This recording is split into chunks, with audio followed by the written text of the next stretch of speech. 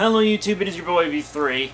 Back with another kicking graphic novel review. We got a cool trade for you guys today. It is The Amazing Spider-Man and Silk, The Spider-Fly Effect. Not crazy about the title. The Spider-Fly Effect, really a stretch. They say the Butterfly Effect a lot in this book, and they really forced that wordplay there.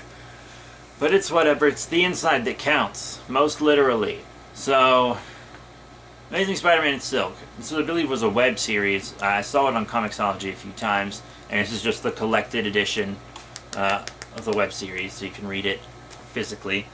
I got this less for the Amazing Spider-Man and more for the Silk. If it was just an Amazing Spider-Man book, I probably would have just glanced at it, but I'm trying to get all the Silk stuff. I have the first several volumes of Silk, so we'll be reviewing those as well. Already reviewed Spider-Women. There you go. So, here's how it goes. Silk is undercover in Black Cat's gang, which is a common Silk thing, and she's needs to solidify herself, so she's like, hey, Peter, let me beat up Spider-Man. He's like, I don't know, and then they're doing their faux fight, and then there's this big energy burst, so they go to check that out, and then there's this Chronosaurus Rex, which is like a time-traveling T-Rex armor. They keep calling it stupid, but it's actually really cool. In my opinion. And they end up fighting Hydra. Turns out it's a Hydra invention that was stolen. And they team up with Uncle Ben, because they're in the past now, like from 10 years in the past. Blah, blah, blah. It was pretty obvious to me that it was the daughter in the suit, and not the Hydra agent himself. I thought that was obvious. At first I thought it was going to be the wife. I knew it was going to be someone we didn't expect. Because they wanted you to think it was him. And I was like, they would have revealed his face immediately upon the realization it was him if it was actually him. So I was like, oh, it's the wife. And then we saw the wife, and I was like, oh, she's pregnant. It's the kid. And it was the kid. Read too many comics. As if there were such a thing as too many comics. There's a big fight, and Hydra's trying to steal the battery out of the prototype from the future because they want to power their prototype from the one in the past. And then Spider-Man and Silk end up losing their powers because Uncle Ben swats the spider that was going to bite them. So eventually, by the end of it, they end up traveling back in time to the point where the daughter was going to jump back in time, and they convince her not to do it so that they get their spider powers back, and then none of that stuff ever happened. Time travel. Woo. Normally I don't like time travel stories as much as other stories. They're convoluted, and they try too hard, and the rules are never consistent, even within the stories themselves. Whatever. But it's not a bad little read. It's web comic quality.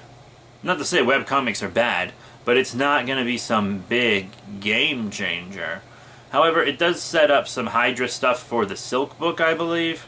And I'll have to see where that goes, because I'm actually pretty behind on Silk.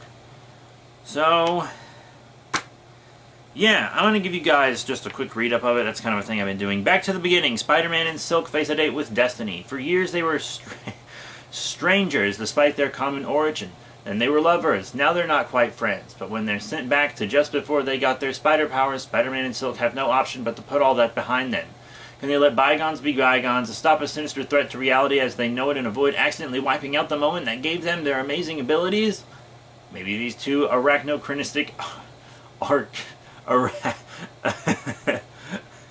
and anachronistic arachnids, very comic wording, could enlist some aid from a local Forest Hills man. You might know him, his name's Ben Parker. Spider-Man and Silk go back to where it all began, the spectacular science fair that started it all, collecting Amazing Spider-Man and Silk, Spider-Fly Effect 1 through 4. So yeah, pretty sure this was a web series. If it's not, feel free to correct me. But I never saw it on shelves at the comic shop. I'm just going to say that right now, fam. Because if I did, I would have probably considered reading it. And only 4 issues. I mean, it's thick enough to justify $15.99. That's a $15.99 book, I think. That's fine. But the art, it's not bad. It's good art. Not bad at all. The writing's not bad. Once again, I'm just not a big fan of time travel stories.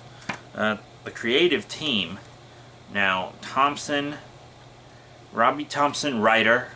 Jeffo, layouts. Todd Nolick with Tom Grummett, pencilers. Todd Noddick with Wayne Fauchner. Inkers, Veronica Gandhi. VC's Corey Petit. That's the only name I recognize so far, the letterer's name. So that's weird. Scott Forbes, Stacey Lee, Helen Chin, Ryan Stegman, and Israel Sevilla. Cover art, Annie Chang production. Tim Smith III, production manager. Heather Antos, assistant editor. Jordan D. White, editor. That name sounds familiar. And Nick Lowe, executive editor, sounds familiar too. But, yeah, out of the upper tier, I only really recognize the letterer, Corey Petit. They just put the words in there. So, yeah, The Amazing Spider-Man and Silk. If you're a big Spider-Man and or Silk fan, it's worth the read. It's worth the read. I'll read it again at some point. Probably when I eventually get going through Silk stuff again, you know. I'll read it again then. But, yeah, it's not a bad little book. I mean, it's nothing big and crazy, but it's a fun little read. So that's it. Thank you all very much for your support. Remember to rate, comment, and subscribe. Check out all the links in the description below, Facebook, Twitter, etc. And I'll be seeing you all later.